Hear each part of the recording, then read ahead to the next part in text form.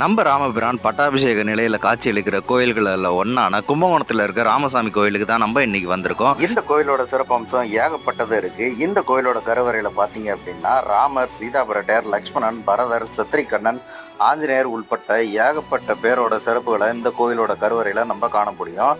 இந்த கோயில்ல எனக்கு ரொம்ப பர்சனலா பிடிச்சது என்ன அப்படின்னு பாத்தீங்கன்னா இந்த ராமாயணத்தோட ஓவியம் தாங்க.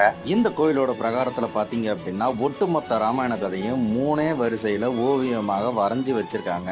இந்த சித்திர ராமாயணம் பாத்தீங்க அப்படின்னா நாயக்கர் கால ஓவிய கலைக்கு ஒரு சிறந்த சான்று அப்படின்னு சொல்றாங்க. இந்த கோயிலோட பிரகாரத்தை 3 தடவை வளம் வந்தீங்க அப்படின்னா ஒட்டுமொத்த ராமாயணத்தையும் இந்த ஓவியம் வழியாவே கண்டுகளிச்சிடலாம். கீழேயும் உங்களுக்கு என்னென்னு சொல்லிட்டு எழுதிருப்பாங்க. ஸோ பார்த்து ஈஸியா நம்ம படிச்சு தெரிஞ்சுக்கலாம். அவ்வளோ அழகா அதை பண்ணி வச்சிருக்காங்க. வேற எந்த கோயிலையும் பார்க்க முடியாததை இந்த கோயில்ல மட்டும்தான் பார்க்க முடியும். அது என்னன்னு பாத்தீங்க அப்படின்னா லக்ஷ்மணரே ராமனோட வில்ல சேர்த்து பிடித்த மாதிரி இருக்கிறது வேற